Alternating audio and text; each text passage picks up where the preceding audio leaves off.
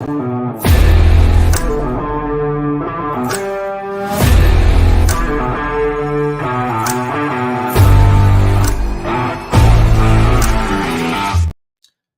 everyone. This is the NFL Week 12 sports betting show. I am John Ryan, and with me is my co-host, Tony Mejia. Tony, how are things going this week for you ahead of Thanksgiving? They're going pretty well. I mean, just it's all business as usual type of thing in terms of still churning out content for sporting news, still have to attack cards for clients, and it's international break in soccer, which basically means it's qualifying for World Cup throughout the world. So that adds on to my plate, which already includes college football, college basketball, NBA, and NFL. So tons to do all the time. And, we're just trying to, your mood kind of shifts based on results. So it was going great. I had a great weekend. All my max bets have won. I think it's a 5-0 run and 8 out of the last 10 as of Tuesday. But we'll see what happens going forward because, it's what have you done for me lately. And then on Monday, I had my worst day in about a week. So that wasn't great. And it was a great NBA day, 4 out of 5. But the soccer went poorly. College basketball went poorly. And to segue, as I am a pro at this, the NFL annoyed me because the Kansas City Chiefs had an opportunity to give me a 2-0 sweep. I was on the under. I knew what the weather was. And really did not like Jalen Hurts to run the ball a ton. So I was the under on his rushing yards prop. I liked the first half turnovers. I'm like, all right, we're in good shape to potentially sweep this. And then the Chiefs played their second half, started turning the ball over, still were in position to win. And then Marcus Valdes-Scantling does not do his job and haul in a short touchdown pass there at the end. And he looked more frustrated than me, but I was pretty frustrated there at the end of that, Monday night game. So big win for Philadelphia and the Eagles and their fans, and moving forward, I believe 9-1. They are 9-1 now. Yeah, they were outgained last night. Yeah, it was a great game, but not great, well played, but great in terms of the drama down the stretch. But yeah, I think the only people that are truly crushed, considering the rest of the AFC is happy, are Detroit Lions fans because they were looking forward to potentially chasing that home field or throughout the NFC. But look, Hurts did what he needed to do to win. I actually thought, and I'll throw this back to you, I actually thought that he looked healthier than he did going into the bye week, and certainly he's been wearing that brace most of the season. But that him darting into the end zone, calling his own number, he looked really fast to me. And then them not having any reservations whatsoever in wet weather of going to the brotherly shove time after time tells me all I need to know going forward as to how much confidence they have in that knee. Yeah, no doubt. The most shocking thing, I think, in NFL football right now is the fact that the Kansas City Chiefs have gone 3 consecutive games failing to score any points in the second half. And I did a little research on this today, Tony. Teams, let's see, prior to the season, the last time the Chiefs did not score in the second half was back in Week 9 of the 2021 season when they held on for a 13-7 win over the Green Bay Packers, and that was a weather-related game, so I don't know if you toss that one out. But it isn't as rare as you would think is the conclusion of the whole thing, but still, the league is not scared of the Chiefs anymore. They don't have that charisma, they don't have that mystique that if you go into Kansas City, you're going to come away with an L. It seems more and more that teams are looking at them as, they're one of the best teams in the NFL, but they're not head and shoulders better than everybody else. The Eagles were outgained by 98 yards last night. They had 7 fewer first downs, had 4 fewer minutes in time of possession, but still found a way to win the game. The Steelers have been the masters of winning the game and getting outplayed this year. In other words, they get outgained They've won and been outgained in 6 wins this year. Mm-hmm. And through 11 weeks, there's only 2 other teams that have ever done that. They are the Denver Broncos and the Indianapolis Colts. They each had 4 games. I'm sorry, that's this year. Denver and the Colts have 4 games where they were outstatted and won. And the Eagles, believe it or not, ranked 4th in the NFL with 3 games in that category. Since 1989, The 2016 season, let's see, where am I going here with this? Well, I'll talk about that part later. Specifically, the team. So since 1989, there's only been two other teams that have had 6 wins but got outstatted through 11 weeks of the season. They were the 2016 Detroit Lions and the 2011 Green Bay Packers with 6 wins where they got outstatted. In 2016, the Lions lost to the Seattle Seahawks in the wild card round of the playoffs. And in 2011, the Packers won in the NFC North Division, but then lost to the eventual Super Bowl champion New York Giants 27-20 in the divisional round. That was the year the Giants beat the Patriots. So both of these teams previously that were winning with smoke and mirrors, so to speak, made the playoffs, and one of them actually, was in the divisional round. Do you think the Steelers are that type of team, Tony?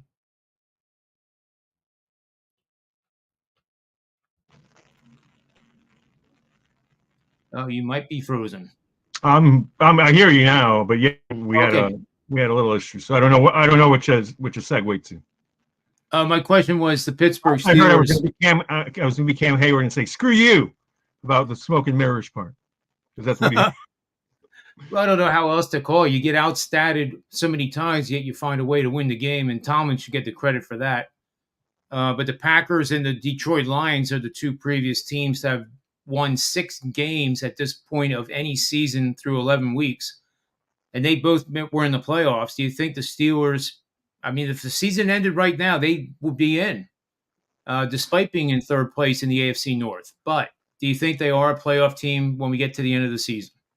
Well, what helps is not having Joe Burrow in the mix anymore, and having the Bengals behind you. So that certainly aids the cause. They fired Matt Canada. I do know that I didn't like his play calling.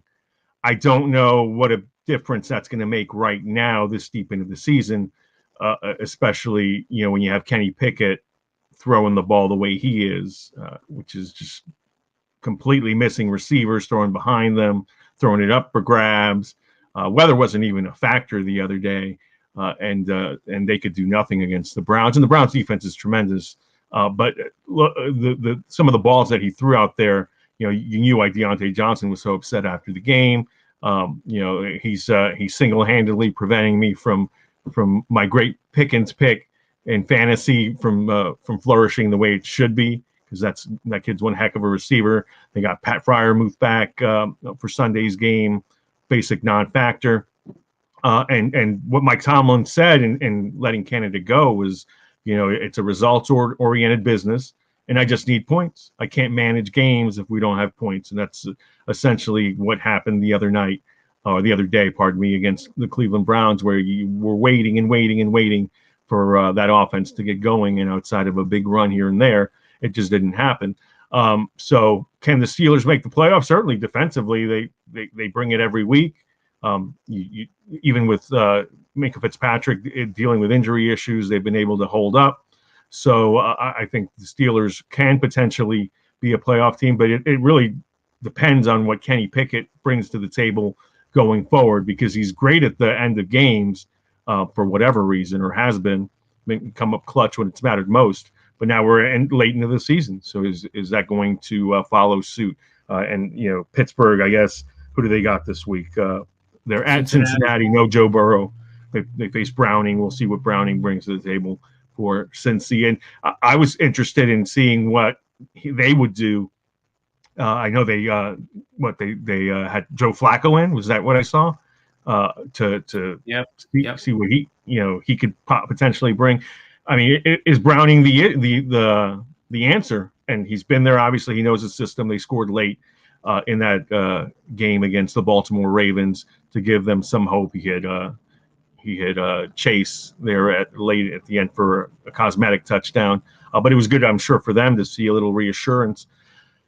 Huge game in the AFC North this week, and it's basically the Cincinnati go into hibernation the rest of the season, or can they pull out a win and be a factor, or is this Pittsburgh Steelers team another team that really looks forward to the next season and getting a quarterback in there, or do they pull out a win in Cincinnati and then move forward with a new offensive system in place?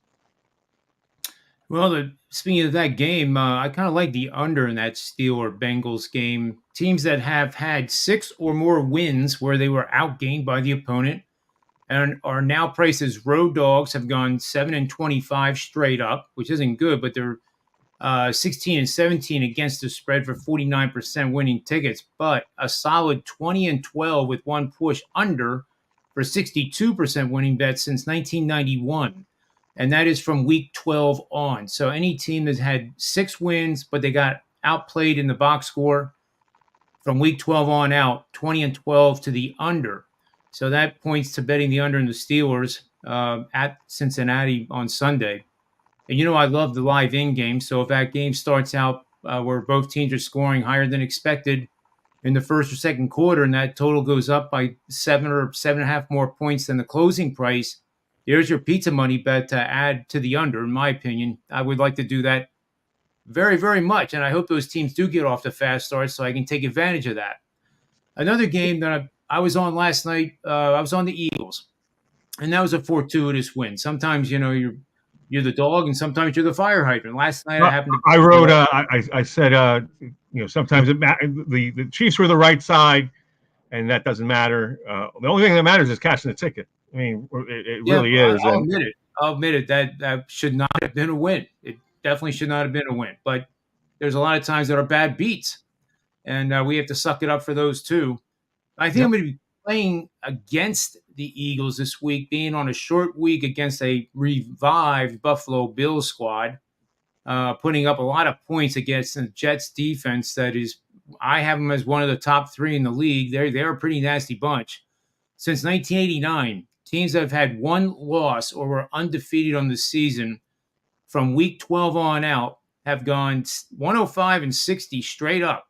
64%. That's terrible if you're undefeated or have one loss. 62-97 against the number for 39% from week 12 on out to the end of the season. That immediately tells me to start looking at the data and drilling down more. It's a possible bet on the road dog plus 2 points Buffalo Bills.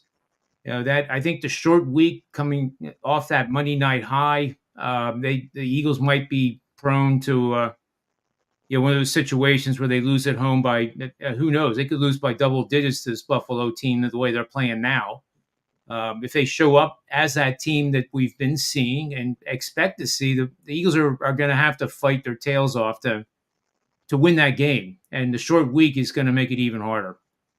It takes a lot of pressure off them, and from the standpoint of if you need to be locked in psychologically this week specifically, given all the distractions of Thanksgiving, of a short week, then maybe it didn't bode well for this particular game coming up to win that game in Kansas City and sneak out of there with a win. But I think it's on Sirianni and that staff to be like, look at this, look at that, look at how you should have lost, look at the few plays that we made. There were some. Devontae Smith made obviously a huge catch.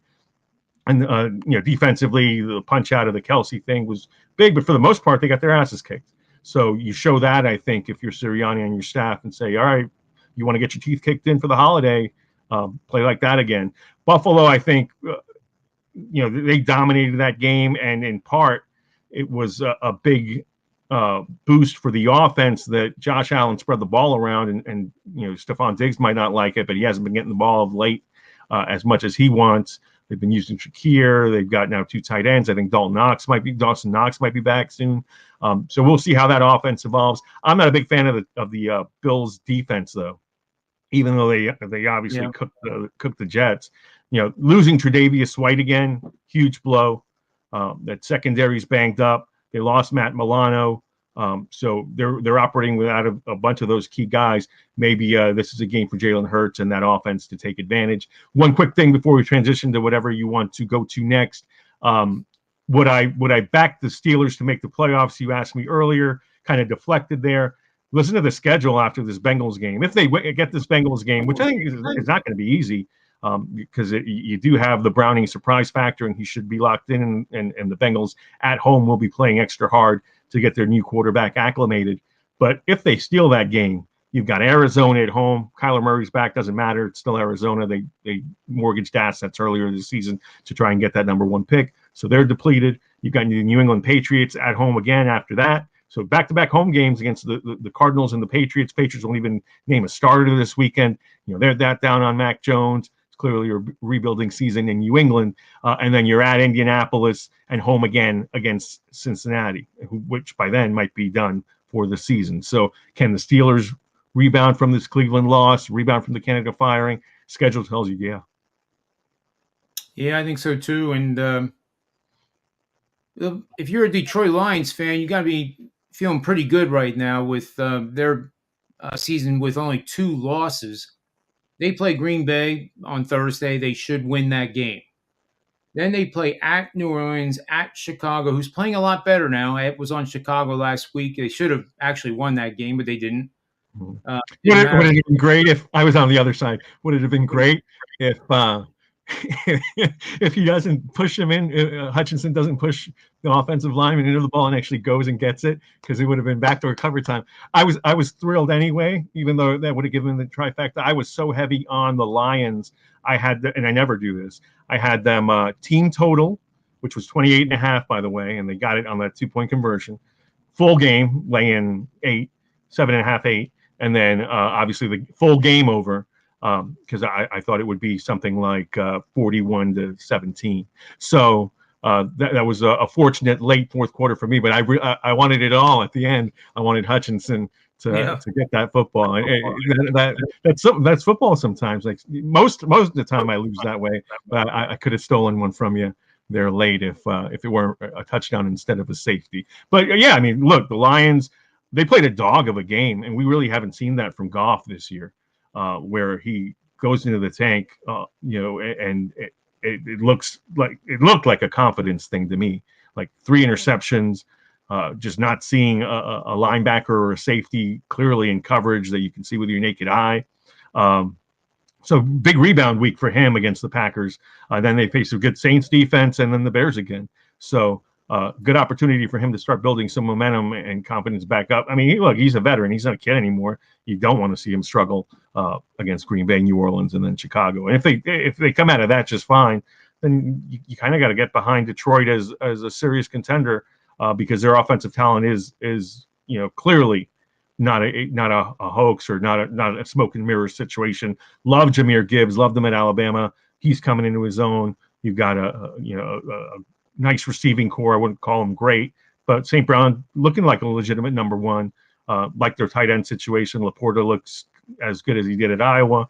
So Detroit disappointed me against the Bears, but they could have disappointed me more. And now I'll take a wait and see approach to see what Goff does.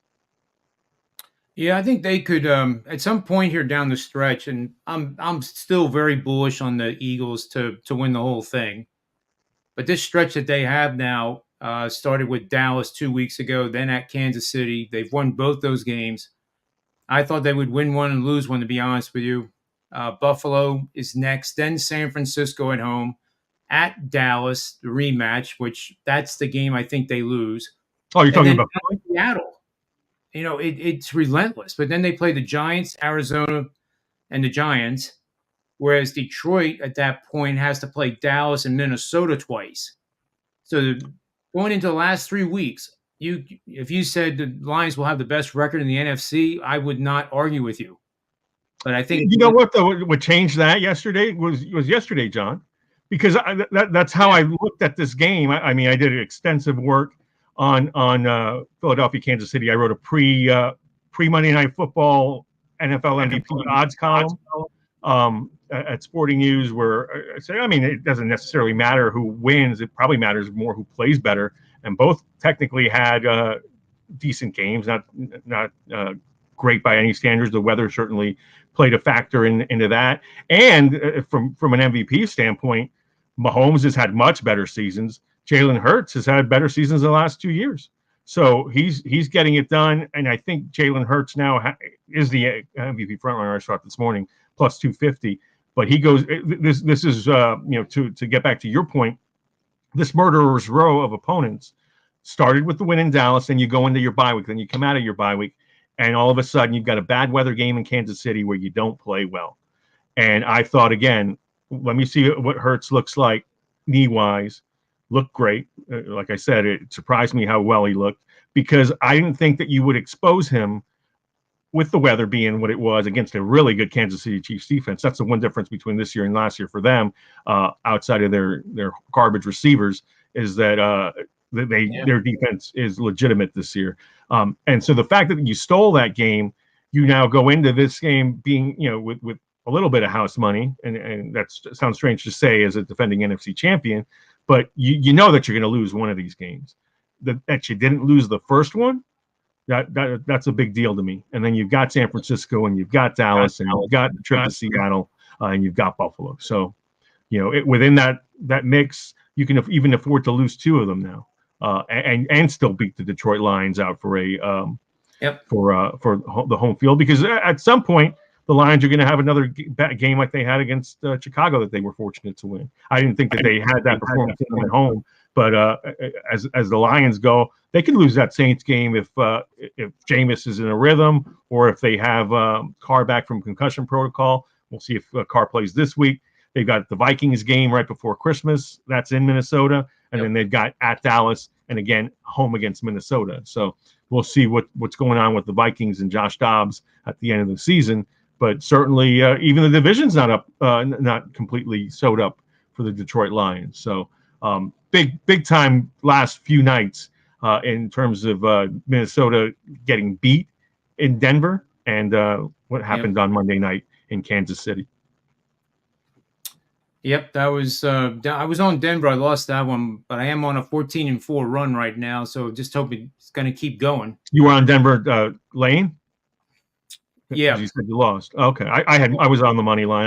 I don't mess around with these games anymore with the 1.5, 2.5s. If it's under 2.5 and you're saying that advice, but 135, 140, I'd rather be on the winning side. Especially look, the week prior was 6 or 7 games that came down to walk-off field goals. The league is just like that right now, and you kind of got to make your adjustments there.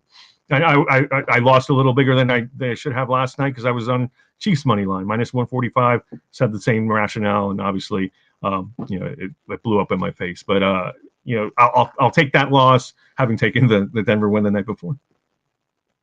Well, before I let you go here, the stage is yours for any big plays you have coming up this week that you want to promote. Any packages you got going for sale? The floor is yours. All right. Well, I will say that stay tuned, because there might be news as to where I can, where you can also get packages, because you always get them from me. I'm at Mejia Dinero. It's right there below my name on Twitter or X, depending on your preference. And all you have to do is shoot me a DM. Many others have. I think Zelle, PayPal, Venmo, all that stuff, and usually I'll give you a deal. But this week, a lot of people took advantage of a 10-day feast week deal where they got 10 days of picks for $100. That's $10 a day, and I promised them a few max plays within that realm, which at my former home at Wager Talk would cost you $35 a pop. So was number one on that site for a couple of years on max bets. 5% plays are my max, and that's just a confidence standpoint thing. You can obviously bet whatever you want, but there'll be a couple more. The first college basketball game that I like that much will probably be coming soon if it doesn't come on Tuesday night at the Maui Invitational. The NBA has been perfect on that run, 6-0 on the season thus far. I'll lose one because you're not going to win them all. But so far, so good on NBA max plays. NFL max plays this past weekend, I hit a couple in a row. One of them was the Dallas Cowboys. That was a breather. And so it was one of those things where you win. You like to win those games. I'm trying to see what my second one was. It was also a 1:00 game. I was on the. I'm trying to see my lists. Wasn't Las Vegas, Miami. It was not Arizona, Houston. Let me see what it was. 4? I forget. But the bottom line is that hit 2 max plays, and you can actually go look at it on my feed all my work is there. But that's another good thing is I'm not limited to one max play a day per sport. Can do whatever I want. And then there will also potentially be a new home for plays that you can also go and sign up and hopefully win with me. And then written work, it's all at Sporting News. You can find that at my X profile. Just click on that and you can see all of my work over the last month, and there are predictions there that are completely free because they're not a handicapping model, but I still wouldn't steer anybody wrong on that. You get my honest prediction on what I like, from that standpoint. So, and as you know, John, I wish you a happy Thanksgiving. Wish our viewers a happy Thanksgiving. We're going to have food to eat and lots of sports to digest. So football, I mentioned soccer earlier, obviously a ton of basketball, college and pro. So I wish everybody a happy Thanksgiving, and come see me over at my X profile. I couldn't have said it better myself. I do wish everybody a happy Thanksgiving, safe, celebrate with gusto. But, like I always say, use your head. You shouldn't drink too much, I guess is the new rule, right? Always good advice. Yeah. But anyway, happy Thanksgiving to everybody. It's the beginning of the holiday seasons. These seasons can be tough for others too, as we well know. So keep an eye out for those people too and lend them a helping hand, and we'll try to help you with the handicapping of these games and give you some winners over the next 5 weeks as we head into 2024. And we'll be back tomorrow. I'll be doing solo quick hitting betting system algorithms that I'll present to you. And until then, always bet with your head, not over it, and may all the wins be yours.